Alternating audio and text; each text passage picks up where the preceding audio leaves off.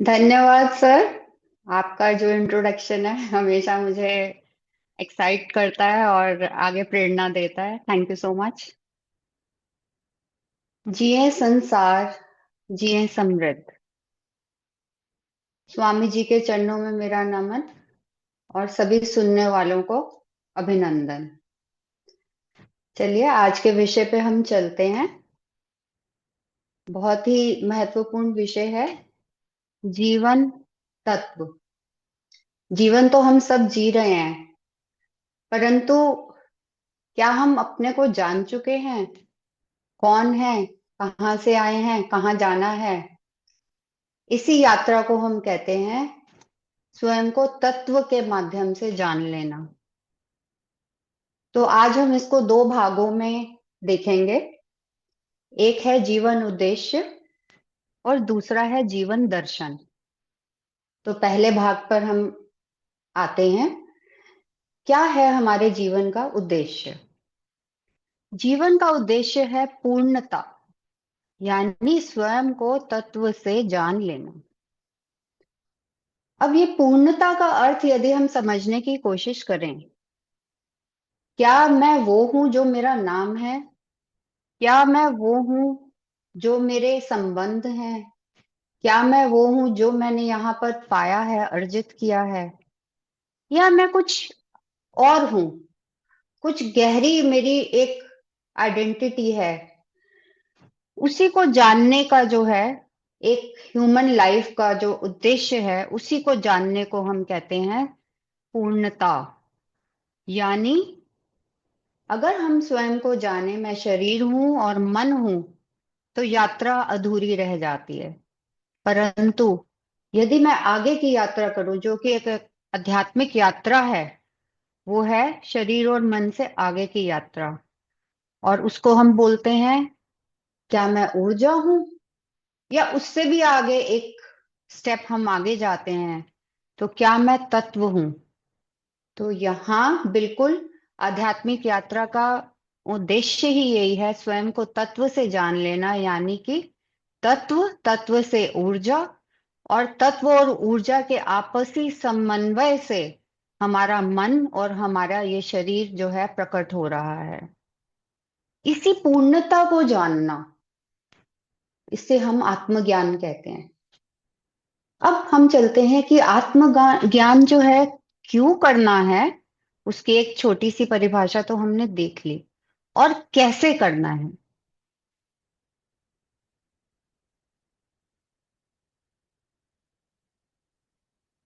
आत्म ज्ञान को जानने के लिए, उसकी गहराई में पहुंचने के लिए महर्षि ने एक बहुत ही विशिष्ट प्रक्रिया दी है हमारे बीच, जिसे हम कहते हैं आत्मविश्लेषण, जिसे हम इंट्रोस्पेक्शन भी कहते हैं।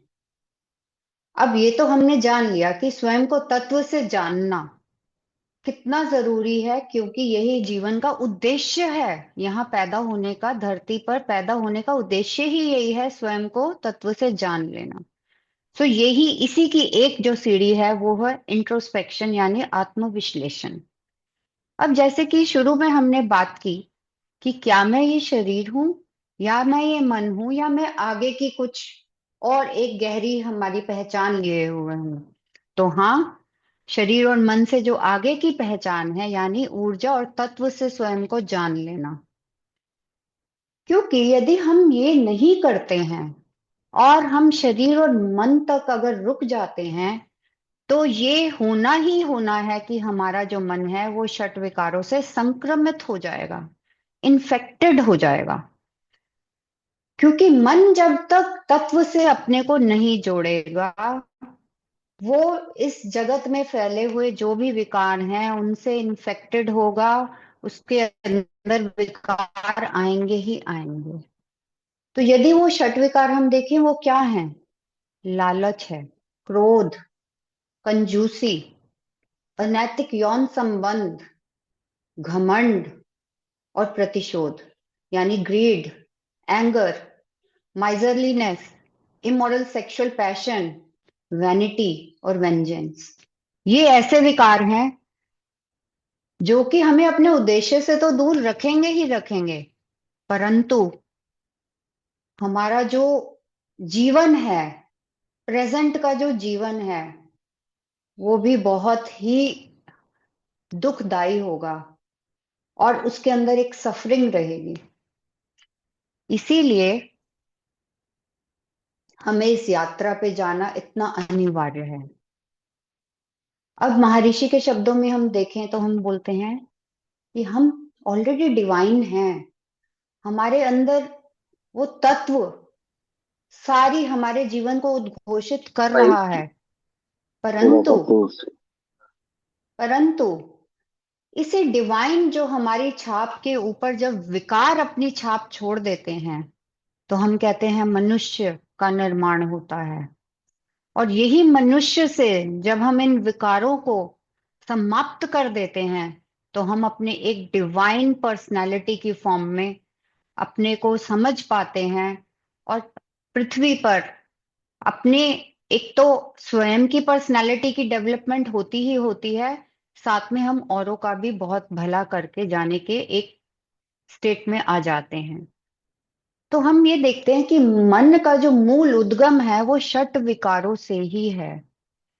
क्योंकि जब षट विकार हमें संक्रमित कर देते हैं, तो एक तो अहंकार पैदा होता है, जिसमें मैं की गलत परिभाषा, और उस मैं के साथ जुड़ जाता है मेरा, यानी पोजेसिवनेस। ईगो और पोजेसिवनेस, मैं और मेरा, उससे दुखों का जो है जीवन में केवल बढ़ोतरी ही होगी, और हम उद्देश्य से चूक ही जाएंगे। उसके साथ होगा जो विकार पहले से ही एग्जिस्ट कर रहे हैं हमारे जीवन में, संक्रमित कर रहे हैं हमें, वो और बढ़ जाएंगे। क्योंकि हम कॉज और इफेक्ट यानी कार्य कारण प्रणाली से घिर जाएंगे, और संचित प्रारब्ध अकाम्य कर्मों की एक कॉन्टिन्यूस जो लड़ी है, वो हमारे जीवन को पूरी तरह से अपने एक सक्षमता में आने नहीं देगी। हम अपने को पहचान नहीं पाएंगे, अपनी परफेक्ट आइडेंटिटी से चूक जाएंगे। और इसी को हम बोलते हैं माया, यानी भ्रम का जाल। तो इसी जाल को काटने की जो क्षमता है, वो हमें देता है मानवला कलई। मानवला कलई यानी पर्सनालिटी डेवलपमेंट प्रोग्राम। हमारे सदगुरु श्री वेदात्री महर्षि द्वारा ये अत्यंत ही एक शक्तिशाली प्रक्रिया है, जो आज के समय में, आज के काल में, जो जिस तरह से मानव एक बहुत ही दुखदाई दौर से, जैसे आज के समय में भी हम देखें, गुजर रहा है, ये एक बहुत ही शक्तिशाली कॉमन जनमानस के लिए एक प्रक्रिया है जो महर्षि ने दी है। जो चाहे गृहस्थ ही हो, वो ये प्रणाली को अपने जीवन में उतार के अपने जीवन को सुखमय बना सकता है, स्वयं के तत्व की ओर यात्रा करके। अब इसमें हम देखें तो इसके चार भाग हैं। पहला भाग है मेडिटेशन। मेडिटेशन यानी अंदर की यात्रा, यानी बाहर मुखी होने, जो हम हर समय रहते हैं वो ना होकर अंतर्मुखी होने की यात्रा को मेडिटेशन कहते हैं। जिससे हमें एक मन को, स्वयं के ही मन को स्वयं से ही जो है सुधारने का एक तरीका मिल जाएगा।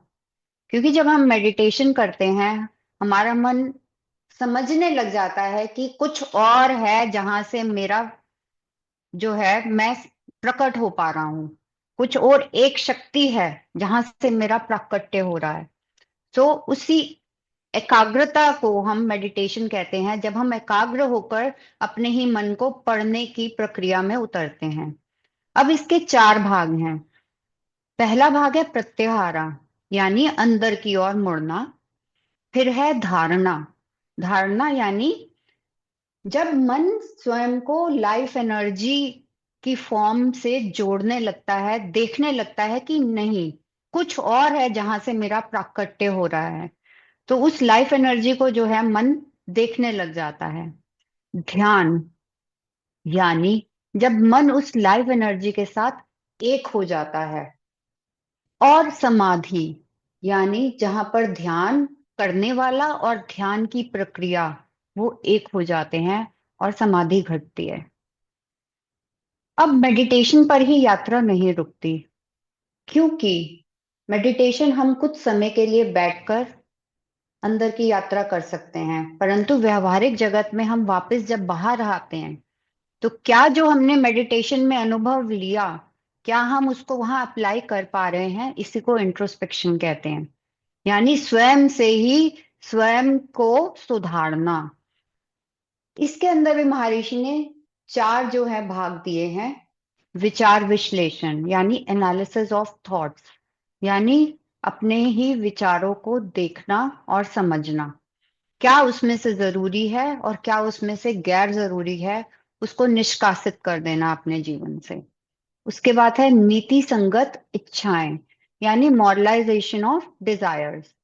क्या मेरी इच्छाएं, इच्छाएं रखने को मनाही नहीं है, पर क्या मेरी इच्छाएं मेरे अपने जो जीवन के लक्ष्य हैं या जो मेरे पास रिसोर्सेज हैं उनके अनुसार हैं, या मैं जीवन में एक जजमेंट और कंपैरिजन के आधार पर ही अपनी इच्छाएं पाले हुए हूं जिन्हें मैं शायद पूरी नहीं कर सकता।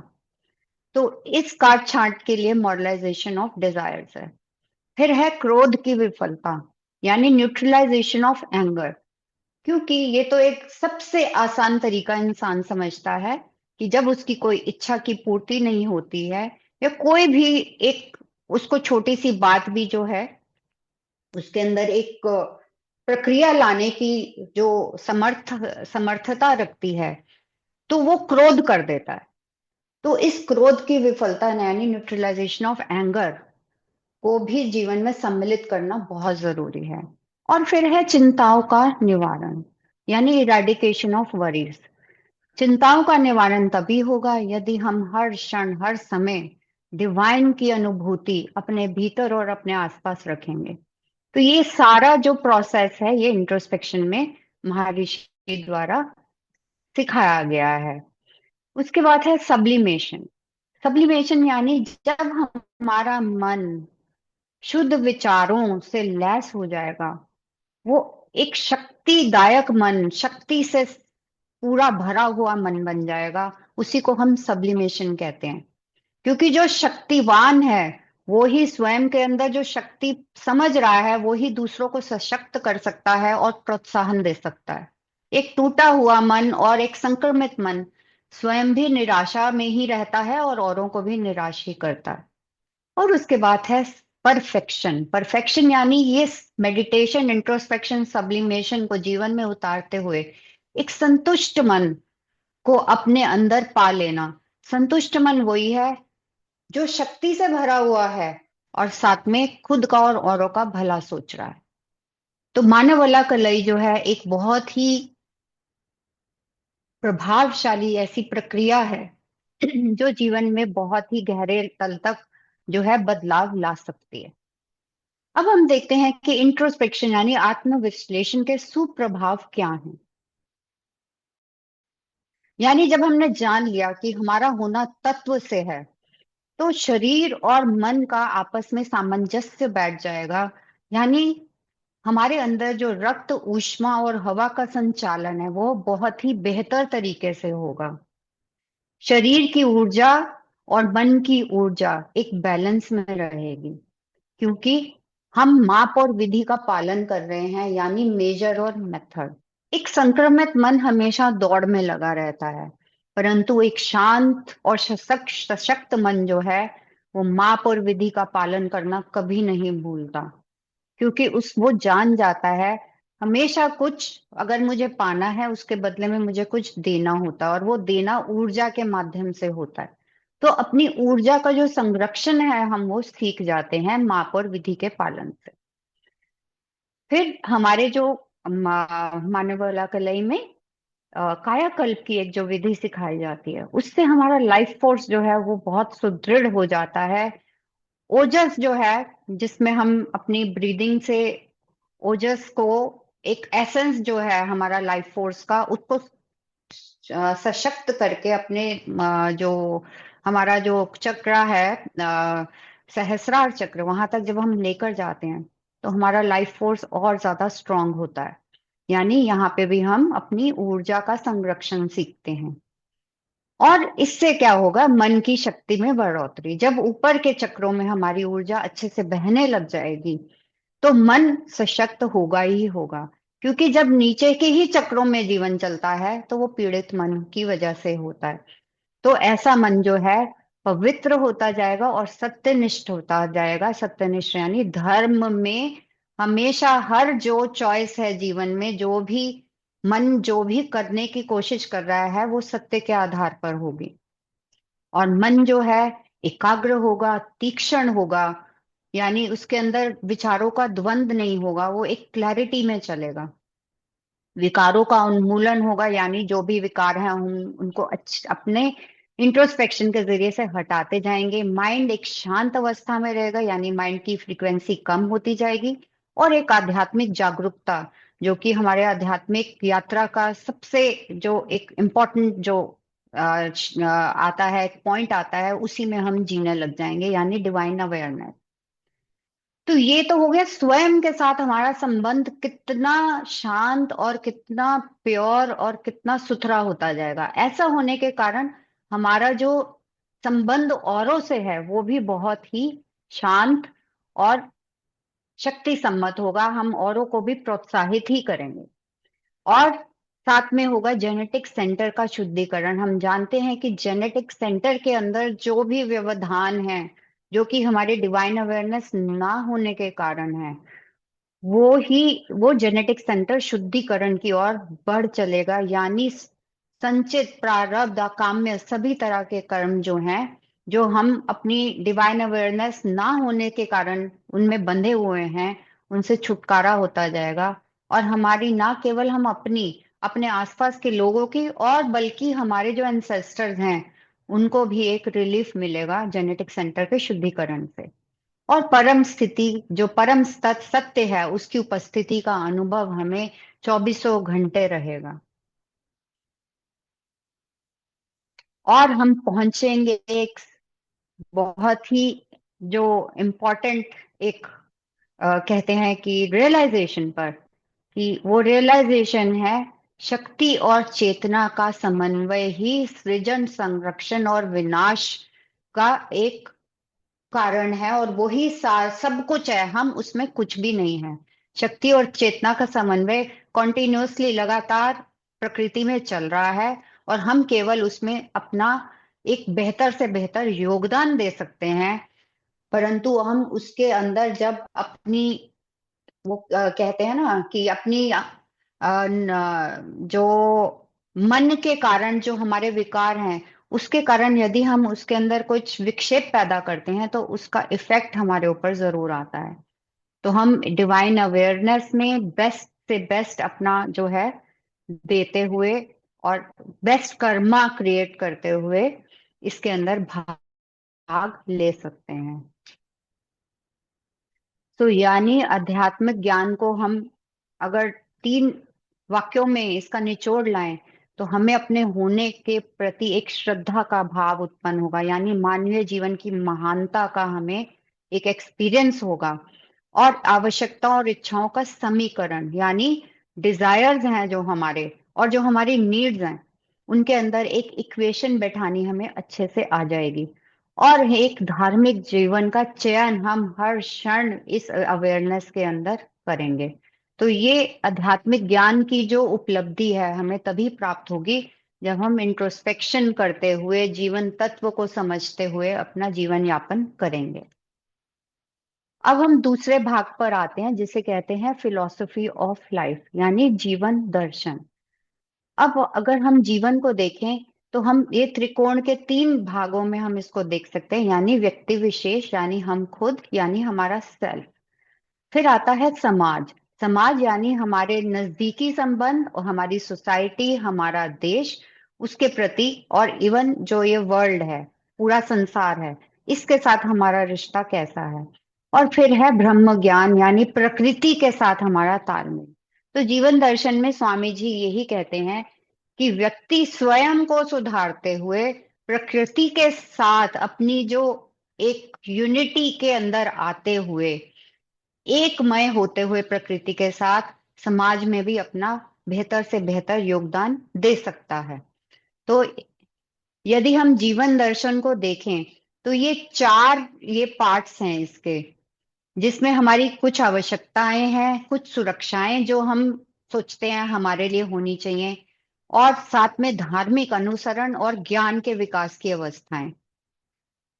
तो ये हम देखेंगे कि जब तक हम तत्व से स्वयं को नहीं जो है चला रहे हैं, तत्व के ज्ञान पर स्वयं को नहीं चला रहे हैं, जीवन नहीं जी रहे हैं, इन सब में ये जो चार स्तंभ हैं, चार भाग हैं जीवन दर्शन के, इनमें भी हम देखेंगे कि कुछ ना कुछ गड़बड़ी हमारे जीवन में रहेगी। तो अगर हम आवश्यकताएं आवश्यकताएं देखें तो तीन हैं। तो यानी भूख प्यास के लिए हमें भोजन और पानी चाहिए, जलवायु में उतार चढ़ाव के लिए हमें कपड़े और निवास स्थान चाहिए, और अपने वेस्ट के निष्कासन के लिए विवाह और अन्य सुविधाएं हमें चाहिए। और इसी तरह से तीन सुरक्षाएं हैं, यानी दूसरों से सुरक्षा सुरक्षा, यानी कुछ ऐसे जंतु जीव हैं जिनसे हमें सुरक्षा चाहिए। साथ में कुछ नकारात्मकता जो है, जो मनुष्य के अंदर ही फैली है, उससे भी स्वयं को हमें सुरक्षित करना है। प्राकृतिक आपदाएं यानी भूकंप और बाढ़ से स्वयं को हमें सुरक्षित करना है, और दुर्घटना की परिस्थिति से स्वयं को बचा कर रखना है। परंतु हम ये देखेंगे कि जब ये आवश्यकताएं और सुरक्षाएं जो हैं, ये धार्मिक अनुसरण और ज्ञान के विकास के अंतर्गत यदि नहीं चल रही हैं, तो इन्हें संभालना भी कितना मुश्किल है। तो धार्मिक अनुसरण में भी हमारे जो है तीन भाग हैं। यानी पहला है मोरालिटी, विचार, शब्द और जो हम काम कर रहे हैं उनके अंदर शुद्धता, यानी ना स्वयं को हम पीड़ित करें ना दूसरों को हम पीड़ित करें अपने विचार, शब्द और काम से। फिर आता है ड्यूटी।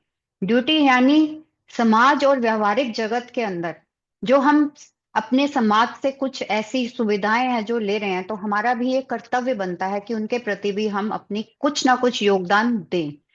और चैरिटी यानी दूसरों को कष्ट ना देकर बल्कि अपनी तरफ से कुछ समय, कुछ पैसे के अनुपात में हम दूसरों की जो है मदद कर सकें।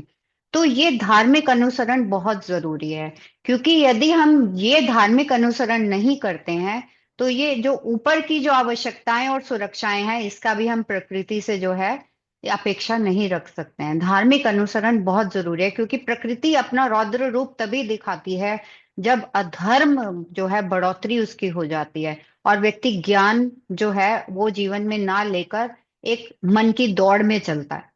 तो ज्ञान की भी हम देखेंगे तीन अवस्थाएं हैं, जिसमें सबसे पहले है आस्था, यानी भक्ति मार्ग। यानी कि जब एक शिशु जन्म लेता है और अपनी जो युवावस्था तक उसके उसके साथ जो धर्म की बातचीत की जाती है, और उसको जो अपने रिलीजन से रिलेटेड उसके उसको जो किताबें या उसको जो शाब्दिक जो उसको ज्ञान दिया जाता है, वो है आस्था। उसके बाद उसका बहुत जरूरी है स्वयं को ज्ञान के मार्ग में उतारकर अपनी समझ पैदा करना, क्योंकि केवल शाब्दिक जो ज्ञान है उससे नहीं होगा। ज्ञान के मार्ग पर तो आना ही होगा, स्वयं से उसको उसके अंदर कुछ अपने ज्ञान वर्धन के लिए रिसर्च करना पड़ेगा। तो वो भी बहुत जरूरी है। और फिर अल्टीमेटली प्राप्त होगा आत्मज्ञान, जो कि एक संतुष्टि का जो एक परम अवस्था है, वो प्राप्त होगी। परंतु वही बात है कि धर्म और ज्ञान का अनुसरण करते हुए ही हम अपनी आवश्यकताएं और सुरक्षाएं जो हम प्रकृति में सोचते हैं कि हमें मिलनी चाहिए, वो पूरी हो सकती हैं।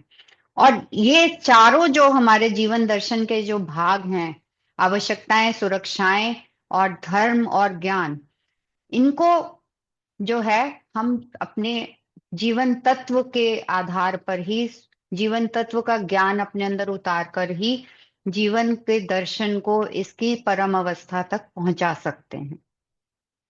तो यहीं पर मैं विराम देती हूँ अपनी वाणी को। आप जो भी कोई कुछ पूछना चाहता है, मैं पूरी कोशिश करूंगी मैं उसका जवाब दे सकूं।